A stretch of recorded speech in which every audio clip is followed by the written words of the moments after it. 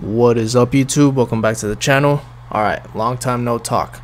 I haven't posted in a few days.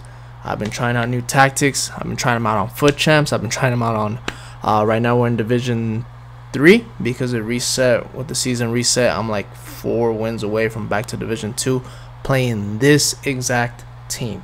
This is all I'm playing. I'm just trying to have fun with the players, if that's even possible. I'm laughing because it's not possible to have fun in this game at all, no matter what. But yeah, I'm using this exact team against Mbappe's, Jarzinho's, Neymar's, Dembele's. Who else am I missing that's up there that's like in every single game? Ansu Fati still. Nothing but players like that. Rashford, oh my god. And against Van Dijk and Blancs everywhere. But the tactics that we're going over today is probably top 3 formations in the game. It is the 4-4-2. This one right here, I'm gonna go over how I play it. I'm playing on old gen. I prefer old gen. I'm gonna go over how I play it and how you can customize it for yourself, to be able to make it like to your own play style, if that makes sense. Like if you don't like my play style, if you've seen any of my gameplay videos, I don't play too. I'm aggressive at defending, but I don't really like direct passing. I don't do a lot of skill moves. I do a lot of fake shots. I do through balls. I do a lot of passing basically. So that's my game style. I have no gameplay today because it takes forever to find a game in these division rivals right now, so I don't have the time to sit here and wait. If I have time later, I'll record one and post it later, but if not, you know how 4-4-2 plays.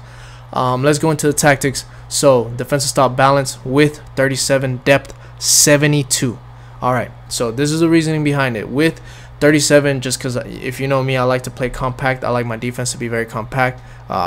This is what I'm trying to show you. I like these 4 to be very, very close together, because if you're playing against like a 4-1-2-1-2 narrow or a 4-3-2-1, they're gonna kill you with through balls in between these two and in between these two right here. So in between your center backs and your full backs basically. So I try to prevent that as much as I can, and I'll go with 37 with. I'd rather defend a cutback than defend a through ball, if I'm completely honest with you, because I can actually semi-defend cutbacks. Through balls, once they're through, that's it. Like, it is what it is. Depth, I have 72. I know the auto press is at 71 or whatever it is. I play on 72 only because whenever I am defending, if I'm right here, how do I want to show you?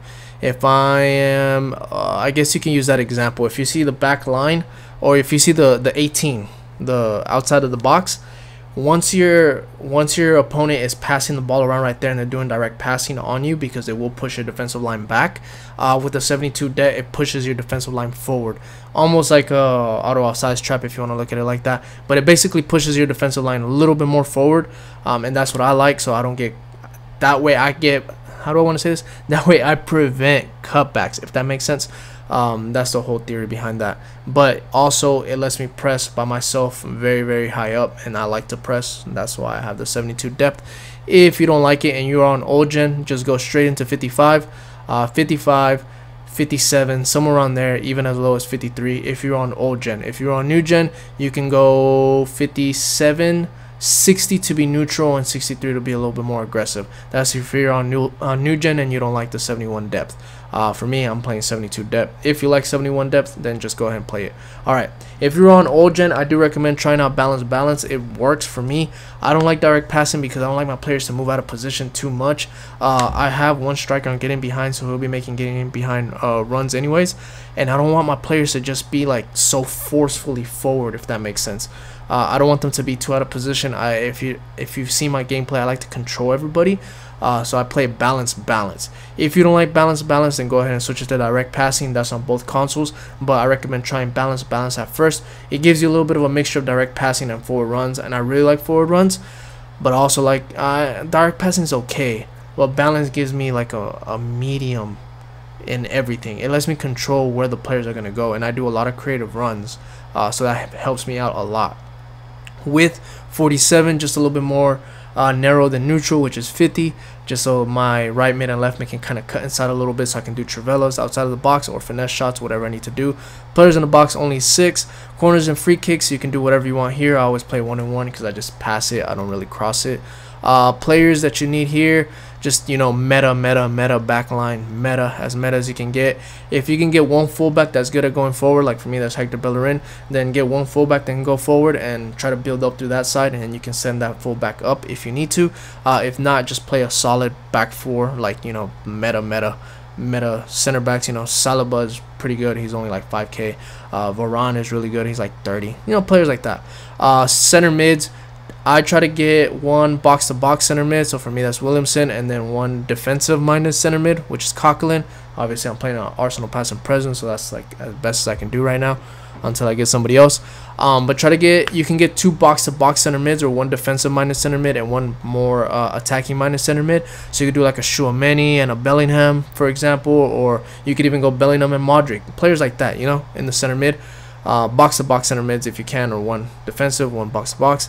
Right mid, left mid, fast, pacey wingers. If you can put finesse shot plus and Trivela plus on there, put them, because you will have a lot of opportunities where you can cut inside and just pop those Trivelas or finesse shots in at like a lot. And then make sure that they're pacey and they're good at dribbling, because I have noticed that you are going to build up a lot through the wings, and this will help you in doing cutbacks as well. Cutbacks is like the most broken way to score goals, but it'll also let you get out of a press through the wingers if you have fast pacey wingers that can dribble, if that makes sense.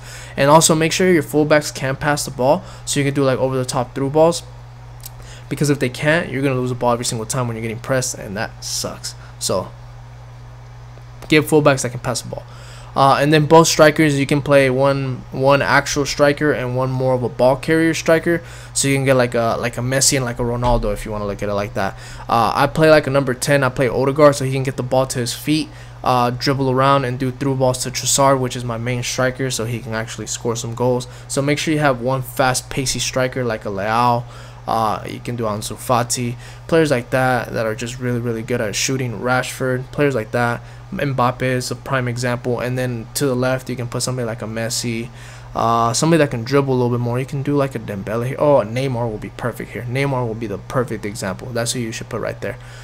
Instructions, goalie, I put nothing on there just because the goalies are dumb in this game and they don't do what they're supposed to. Both center backs stay back while attacking.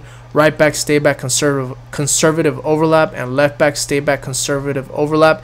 If you want to make this a little bit more attacking, or you need a little bit like an extra creative run or one more body going forward, then you could put one of the fullbacks on balance attack. Whoever your more attacking fullback is, it's completely up to you.